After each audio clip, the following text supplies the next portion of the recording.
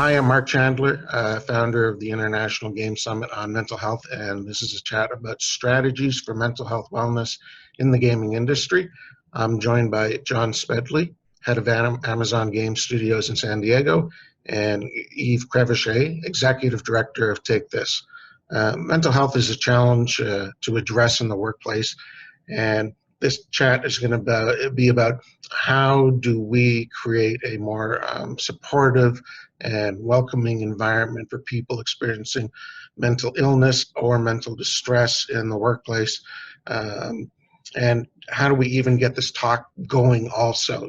For example, just from my own experience, I've actually had 3 senior executive friends from the industry unfriend me on Facebook when I've tried to have conversations with them about the mental health policies at their companies, actually. So this is a really big problem. So that's what we're going to be talking about right now.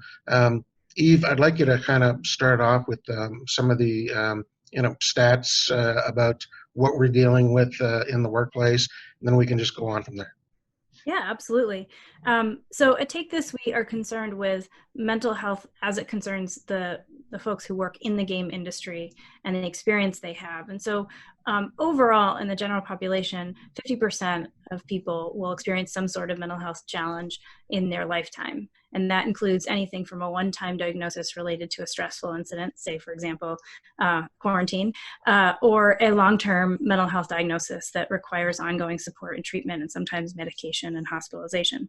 But this all to say that across the board, mental illness and mental health challenges are really very common, and they're pretty normal. And there are certain work environments and work situations that create greater levels of potential challenge. And those are the areas of concern that we talk about at Take This in regards to the game industry itself. And those include uncertainty, job stress, burnout, crunch, and other factors related to diversity, online harassment, et cetera. And so we think about both the general population and the general challenges and the specific situation inside the game industry because we are a mental health organization that speaks game. Cool. Excellent. Thank you. Is there anything different that you've noticed about the games industry compared to other industries in regards to mental health, illness, and awareness? So when I think about differences, I think primarily about the conditions inside the industry. It's a hit-driven cyclical business with lots of ups and downs. And so you experience very often amazing highs and amazing lows, and a lot of churn and change across the industry. And so lots of people go through lots of different jobs, lots of different games, and lots of different development cycles. And sometimes those are canceled, sometimes those are delayed. And so that level of uncertainty can be particularly challenging.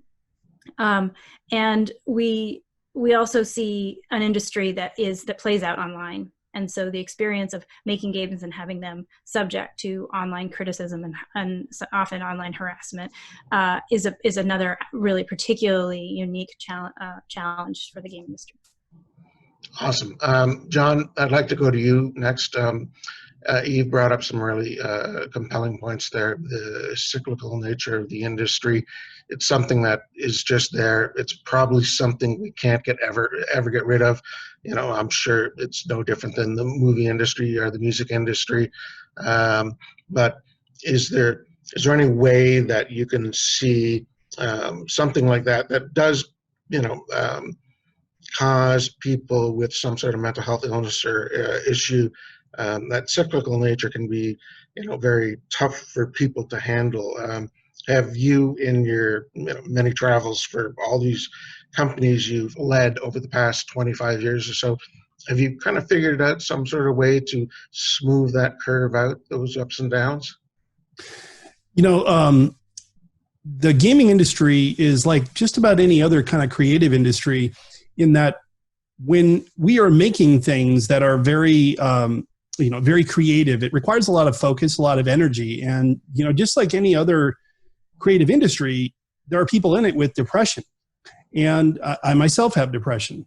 And when you're when you're dealing with the issue of depression or mental illness in general in a creative industry like ours, you have to look at things like crunch. You have to look at things like schedule. You have to look at things like, when you talk about the cyclical nature, this is an industry that has a lot of churn in it, and it can be a very stressful industry. The flip side of that is you can make things that touch a lot of people's lives, and that in a lot of cases actually give meaning to other people's day-to-day life. We saw that when we made EverQuest. We saw, couples spending time online together. We saw families playing online together.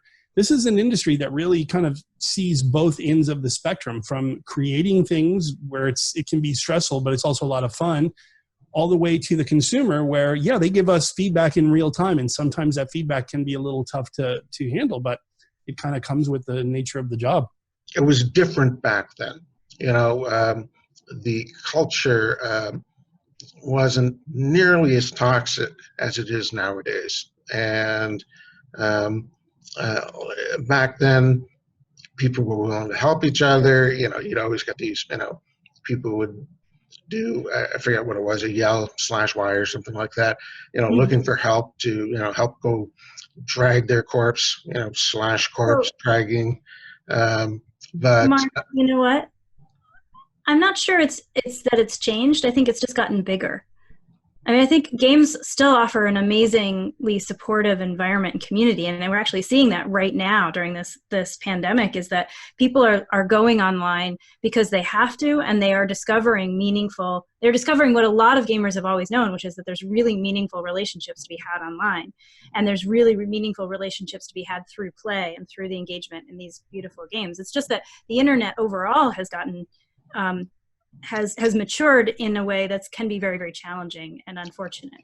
Well, it's matured, but it's got worse. We have the, it's way more toxic, way more horrible on the internet now than it was back in, the 1999, 2000 days. What do you think about that, John?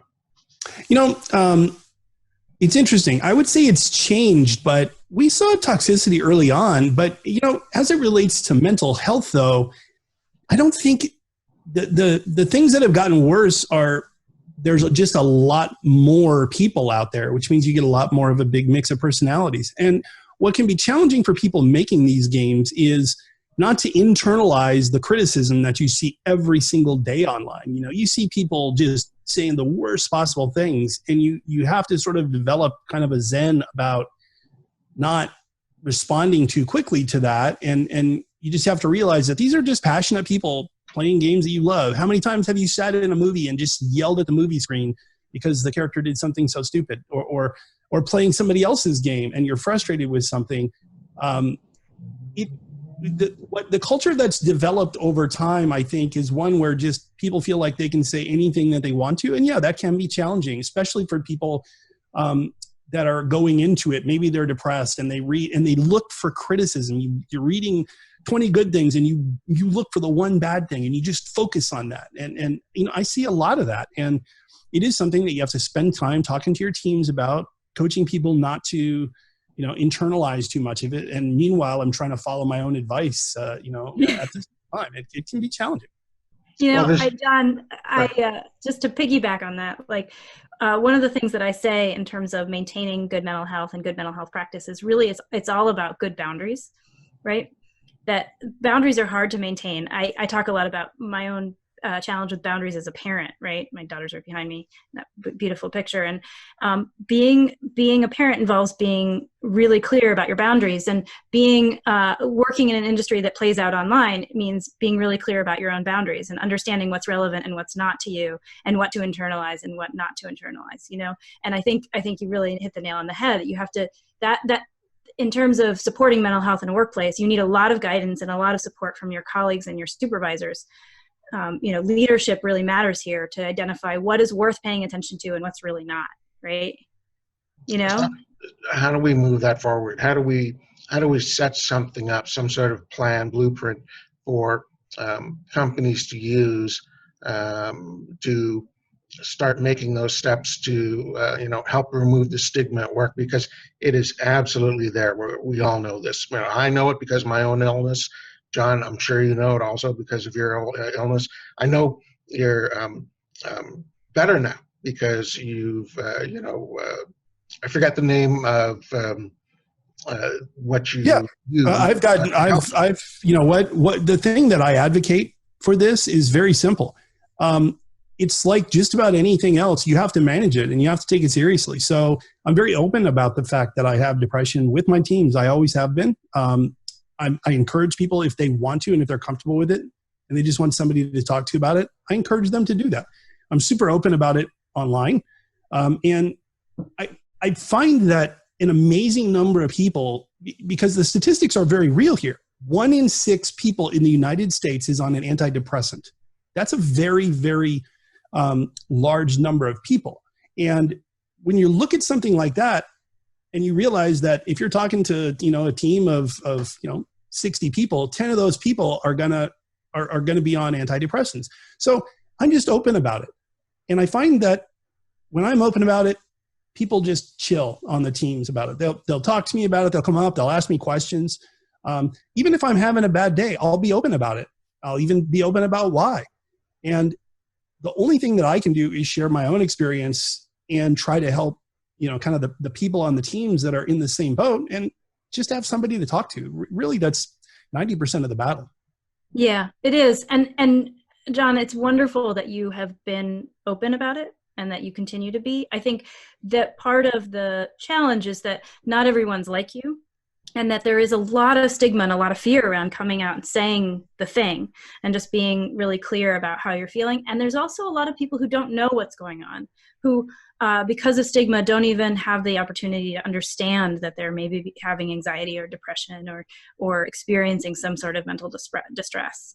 And so when I talk about how, when I think about how do you reduce the stigma, it's one, people like you being really open about, at a leadership, at a high visibility level, being open about their own experience and being willing to share that and talk about it and use it as a way to facilitate other people's conversations.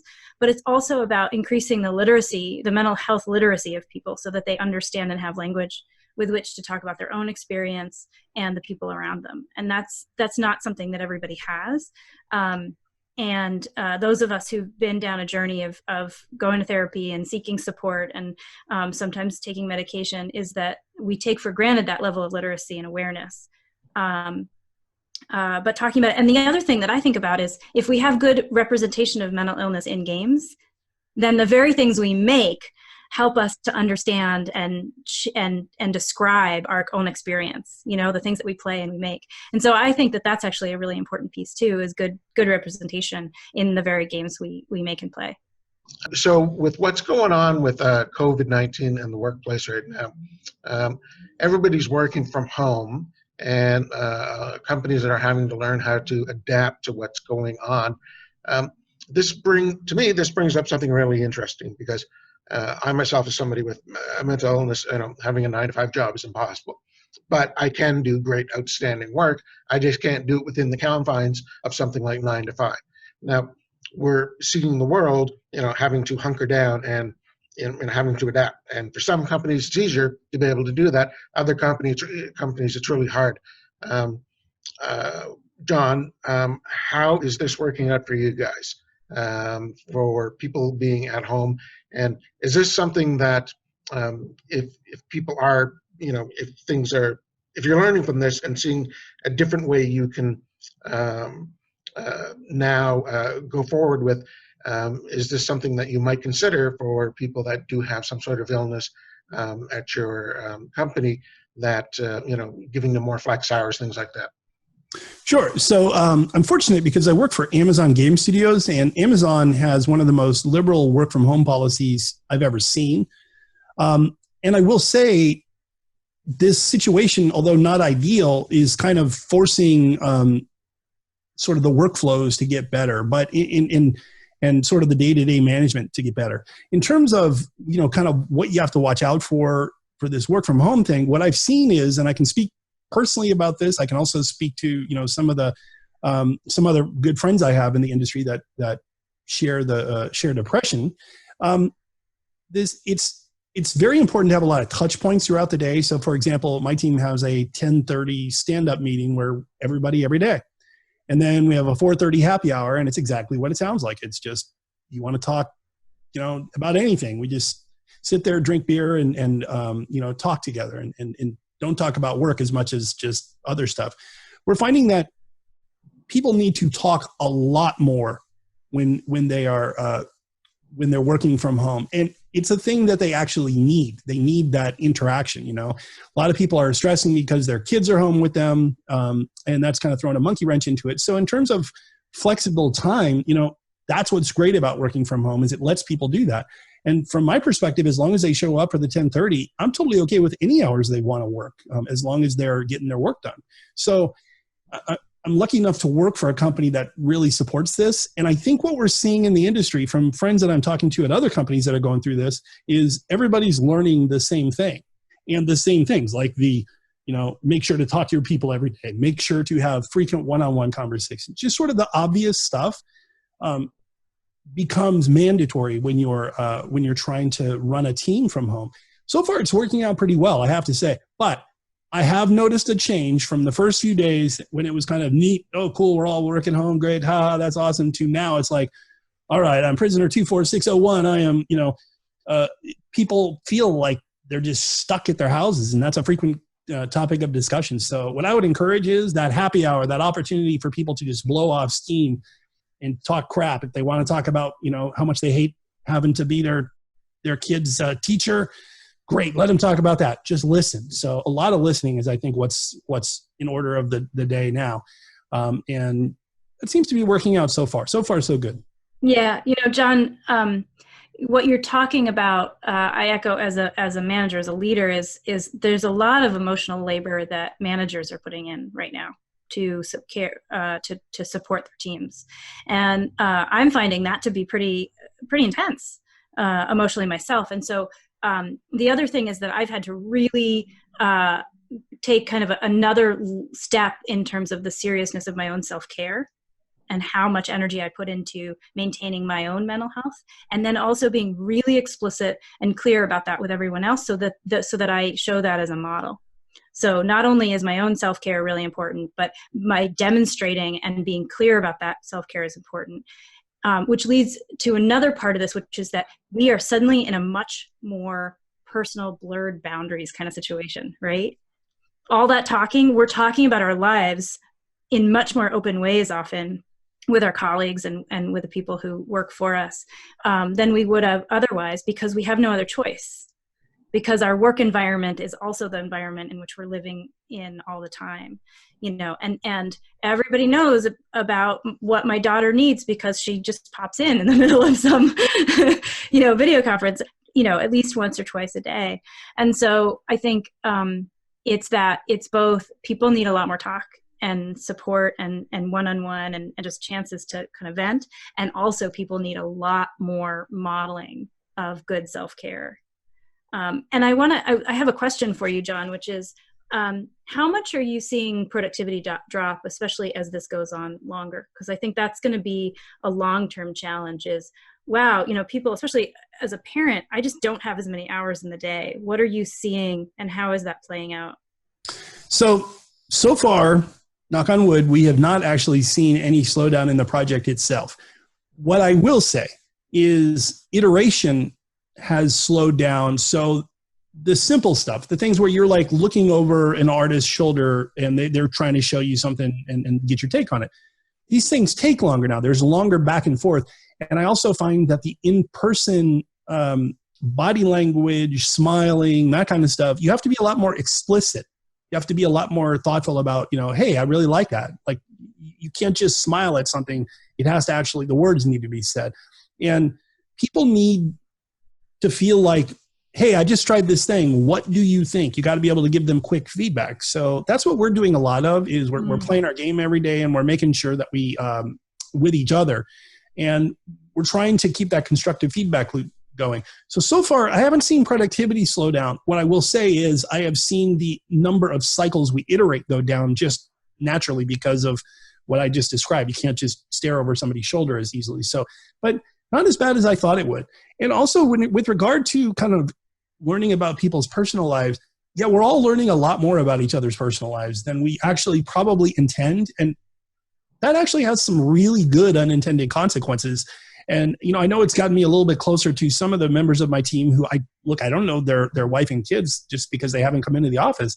Now we're starting to get to meet them. And it bothers zero people when somebody's kid comes into the room and wants to talk to mom or dad. No big deal. In fact, quite the opposite. When it happens to somebody else, it makes you feel good when it happens to you. So, in a weird way, I think this is going to bring us closer. Certainly, I know as somebody with depression, there's something that I'm very much a stickler about, which is working hours versus non-working hours. Mm-hmm. And I'm in the same room I game in. That bugs the crap out of me. I don't like that. I do not like working at the same place I come home to play games. So like personally, I get up, I have dinner with my family, and then I come back in, and then it's a different room. And a lot of the people on my team are doing something like that, where they're trying to keep it this careful balance. And I encourage that, not just physically, but mentally. I think it's good for people to feel like, okay, I'm not at work anymore. And so we all sign in and we all sign out for the night. That way we let people know these are our boundaries, and it works great. Yeah, that's fantastic. I have a little ceremony where I actually turn my computer off, and I turn even if I'm going to use my laptop, which is hooked up to multiple monitors and stuff, later for personal use, I turn my desk off. And I turn the circuit breaker off, and I walk away from my desk as the space where I am. So I'll use my laptop in the living room or at the dining room table, but not here after work hours.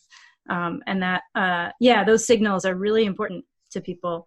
And those signals, it would be great if those kinds of things persist in really clear ways into post-quarantine life, right?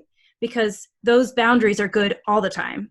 They help prevent burnout. They help prevent, cultural crunch. They keep kind of a lid on that work hours thing. And they're good signals. Yeah, we're lucky because Amazon is not a particularly crunch heavy company. It's just never been that way. People understand that when you work at Amazon, you got in here because, you're good at what you do. So we do our level best to make sure that we're working a very full productive day. And that hasn't changed at all with the coronavirus and working from home. What has changed is just now we just need to be a lot more explicit with each other about work boundaries, personal boundaries, and everybody's being pretty good about it so far. We've had zero issues so far. I mean, I think the other thing we really wanted to talk about a little bit was other more general accommodations around, how do we set up studio culture? How do we identify positive studio culture for good mental health, right? In kind of a more general way. And what are the tools that developers and studios have at their disposal for doing that? John. Yeah, well, traditionally most gaming studios have, EAP programs. That's sort of the go-to for HR, right? But to me, that's a fallback thing. And the most important things when you're trying to set up people for success with mental health is, first of all, making sure that they understand this is a job. This is not your life commitment. We're not expecting, 100 hours a week out of you. Say those words. Make sure that they understand that, we want you to have a home life. We want you to have a work life, and we want those to be in balance. And make it clear from the first day they get there that's important to you as a manager, and that's important to you as a representative of the company. Amazon is really reinforcing about things like that. And sure, they give us the resources like EAP, but what they really do is they give us the tools and the resources and the time we need to do our jobs right. So talking to people and actually letting them know those things officially is a very important part of a new hire coming on board.